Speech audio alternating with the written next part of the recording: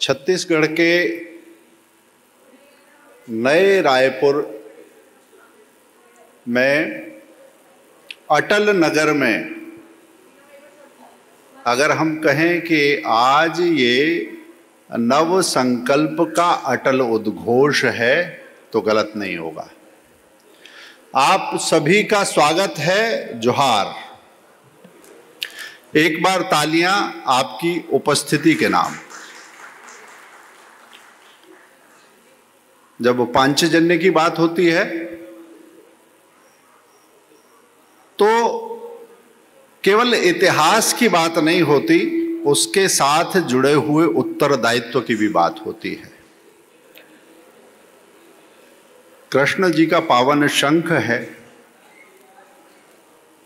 सत्य का साथ तो इसे होना ही था। सत्य के साथ तथ्यों की पूंजी और निर्भीकता का उद्घोष, ये ही पांचजन्य है।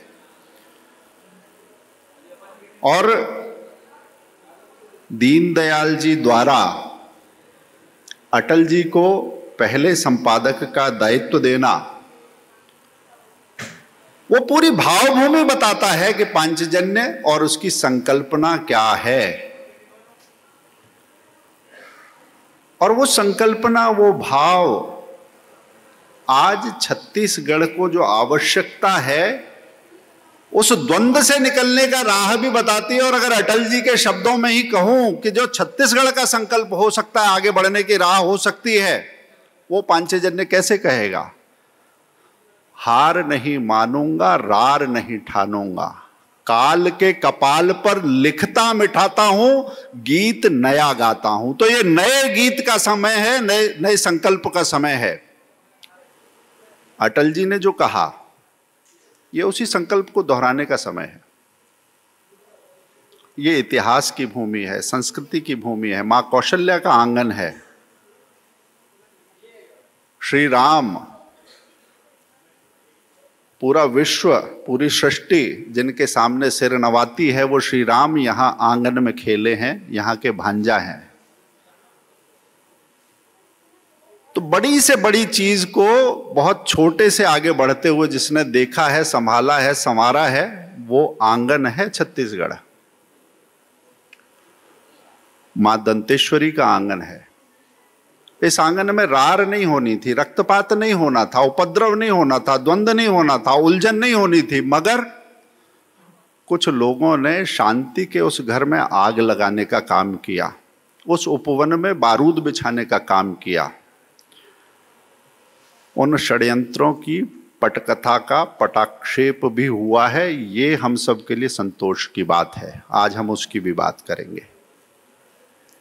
और आज के संवाद में आप सबकी स्मृतियों में पांचजन्य का एक स्वरूप होगा।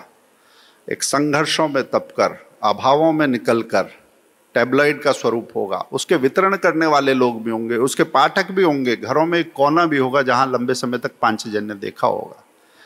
परंतु पांचजन्य की ये यात्रा कितनी आगे बढ़ी है। पांचजन्य में तो हमने बहुत से साक्षात्कार पढ़े, आज उस पांचजन्य का भी साक्षात्कार आप सबको होगा। आपको अच्छा लगेगा जानकर कि उन्हीं राम जी पर आज जब पांचजन्य एक कॉफी टेबल बनाता है कि 500 साल का संघर्ष कैसा था और उस मंदिर का आज शिखर कैसे दमकता है, तो उस कॉफी टेबल को सरसंघ चालक जी का आशीर्वाद मिलता है, सरकार जी का आशीर्वाद मिलता है, शुभकामनाएं मिलती हैं। स्वयं प्रधानमंत्री उससे अभिभूत होते हैं, कहते हैं कि हाँ, ये पांचजन्य का काम है, अब ये विश्व में भारतीयता के विचार को लेकर आगे जाएगा। यही पांचजन्य जब अमृत काल में स्वतंत्रता के विमर्श को सामने रखता है कि नहीं, किसी एक कुनबे की, किसी कोटरी की, किसी क्षेत्र का ये संकल्प नहीं था, ये लड़ाई नहीं थी, किसी एक को इसका क्रेडिट या श्रेय नहीं दिया जा सकता। तो स्वतंत्रता के सोपान कैसे थे, उसमें किसानों का योगदान कैसा था, महिलाओं का कैसा था, वैज्ञानिक क्या कर रहे थे, कैसे पूरा भारत एक भाव से उद्वेलित था और उस लक्ष्य को प्राप्त किया, तो वो कहानी स्वतंत्रता के सोपान में पांचजन्य बताता है। इसी देश में जब कुंभ लगता है, सारे में चर्चा होती है, तो संतों के हाथ में एक पुस्तक होती है समरसता के सेतु। इस समाज में से भेदभाव मिटाना है। कुछ लोगों ने कहा होगा कि बांटो और राज करो, मगर ये बांटने की राजनीति नहीं चलेगी। ये समाज सारा हमारा ही है। तो पांचजन्य की समरसता के सेतु एक पुल बनाती है, एक सेतु बनाती है, संवाद की राह बनाती है, भेदभाव को मिटाती है।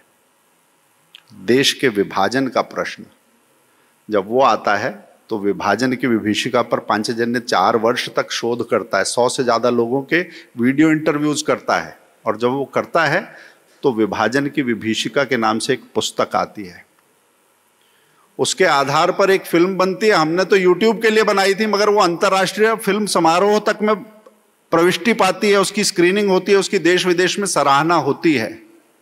तो पांचजन्य केवल एक पत्रिका नहीं, एक वैचारिक आंदोलन, एक समग्र विमर्श के सभी विकल्पों को अपने पाठकों को देने वाला, समाज में समरसता की धारा, फॉल्ट लाइंस को मिटाने वाला विमर्श, वो खड़ा करने वाली शक्ति की गूंज है पांचजन्य।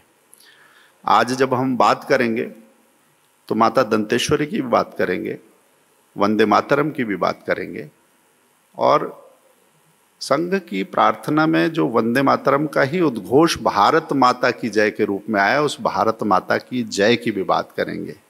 कुछ लोगों ने माता के आंगन को खराब करने का, देश के वातावरण को खराब करने का काम भी किया है। वो कैसे षड्यंत्र थे, आगे का क्या आर्थिक नियोजन हो सकता है, क्या व्यवस्था परिवर्तन से लोगों को कैसी आस जगी है, उसकी भी हम सब बात करेंगे। और हम सब के लिए उन आयामों को लेकर आगे बढ़ने का ये मौका आज ये मंच देगा। और फिर अटल जी के शब्दों में ही कहूं तो, है परंपरा का प्रवाह ये कभी न खंडित होगा, पुत्रों के बल से ही माता का मस्तक मंडित होगा। आज ये उस संकल्प को लेकर जाने का अपने साथ समय है। मैं ज़्यादा विस्तार न देते हुए अपनी बात को यहीं पूरी करता हूँ। आगे के लिए सत्र मंच आपके हवाले। धन्यवाद।